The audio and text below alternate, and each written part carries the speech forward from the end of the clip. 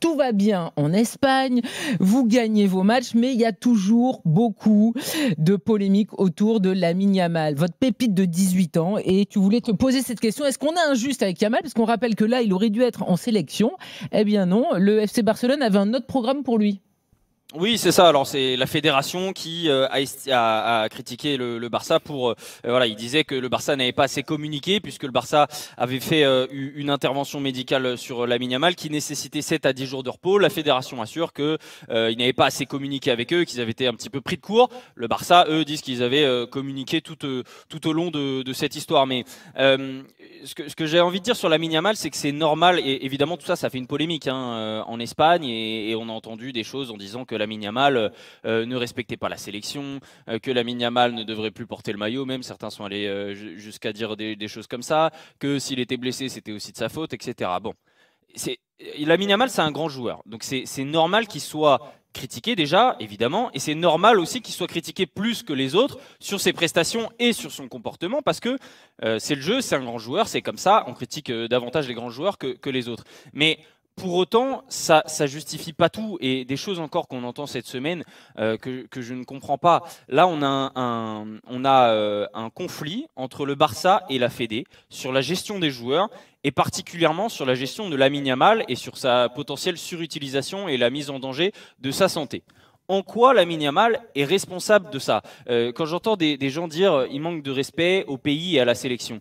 Mais ces gens-là oublient que, par exemple, en septembre, Lamine Yamal a joué diminué pour l'Espagne. Il a joué diminué, il est revenu blessé au Barça. C'est d'ailleurs de là qu'est parti ce conflit, puisque le Barça a estimé que la fédération n'avait pas assez protégé ce joueur. Donc, oui, on l'a laissé avait jouer. Eu des mots très forts sur De La Fuente et la sélection espagnole.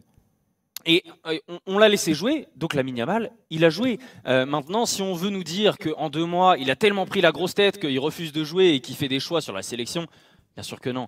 Évidemment que non, et je ne comprends pas comment on peut parler de la situation d'aujourd'hui sans parler de la situation d'il y a 2 mois et sans parler de la situation d'il y a 1 mois où le Barça, cette fois-ci, avait décidé de protéger son joueur en amont et avait dit qu'il était forfait pour le rassemblement alors qu'il avait été sélectionné. Donc ça, c'est la première chose. Et ensuite, il y a la nature de sa blessure, parce que les gens peuvent se poser des questions effectivement sur voilà, comment ça se fait qu'un match il peut jouer, le match d'après il n'est pas dispo, est-ce qu'il choisit? Exactement, il a une pubalgie. C'est la nature de cette blessure. C'est-à-dire qu'il y a des témoignages de joueurs qui se disent mais un jour je suis à l'entraînement, je me sens hyper bien, tout va bien, j'ai l'impression que j'ai retrouvé toutes mes capacités, et le lendemain j'ai une douleur. Nico Williams qui était titulaire avec son club le week-end juste avant la trêve, n'est pas venu pendant la trêve parce que justement il traite une pubalgie. Lui aussi souffre d'une pubalgie, lui aussi ça impacte son rendement, ça fait qu'il rate certains matchs, cela fait que sur d'autres matchs il est remplaçant, et pourtant on n'entend pas la même chose sur Nico Williams. Ça, c'est oui, mais parce que c'est pas les mêmes statuts non plus, Nico Williams.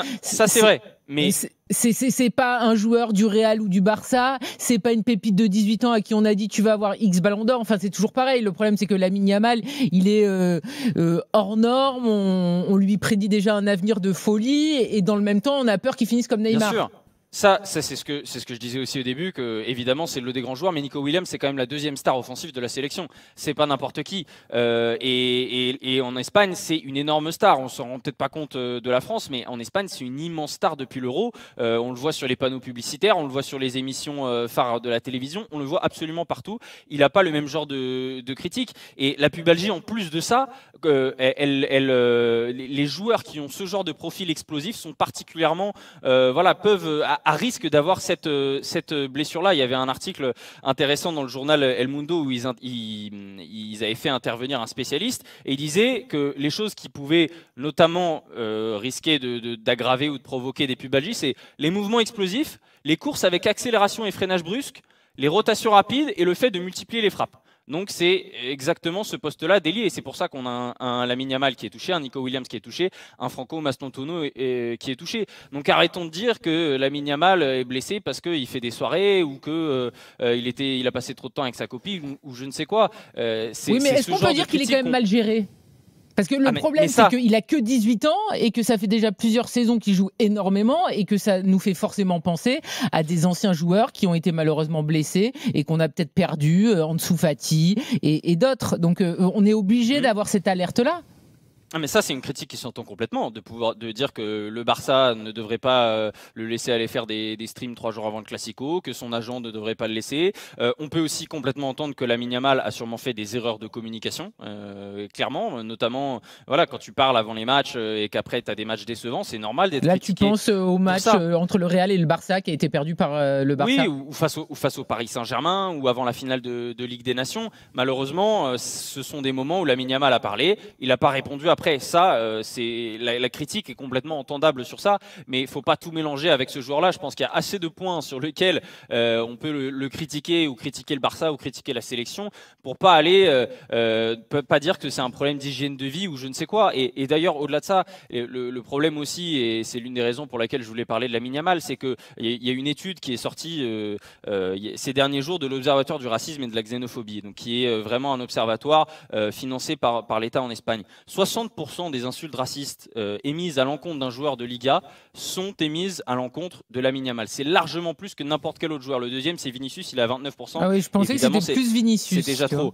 Mais maintenant, en fait, c'est devenu Lamine Yamal. Et je pense que, et il y a beaucoup évidemment de ces insultes-là qui viennent d'Espagnols aussi.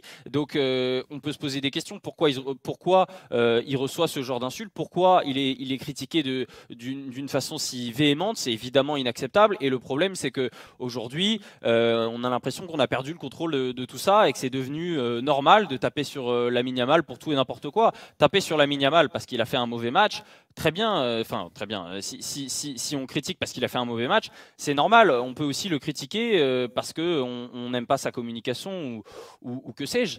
Mais malheureusement, en Espagne, et pas que en Espagne, j'ai l'impression que ça a un petit peu débordé, que ça va trop loin et que pour un joueur, pas seulement pour un joueur de 18 ans, mais je ne suis pas sûr qu'un joueur de 18 ans ait déjà connu un tel flot de critiques qui sont parfois, je pense, un petit peu à côté de la plaque. Oui, il doit beaucoup encaisser alors qu'il est tout jeune et qu'il a seulement 18 ans, mais c'est vrai aussi que malheureusement il est beaucoup exposé, que sa famille aussi est très présente, donc ça fait un effet boule de neige. Messieurs, il y a quelqu'un qui veut réagir par rapport à Yamal ou on enchaîne? Moi, je voulais demander une chose à Edgar. Oui, Daniel. Tu m'entends? Non, oui.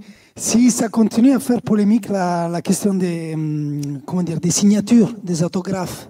Vous savez, il a dit qu'il les a mis en vente parce que, évidemment, il ne gagne pas assez d'argent pour sa copine. Il a dit non, c'est lui qui l'a dit ça.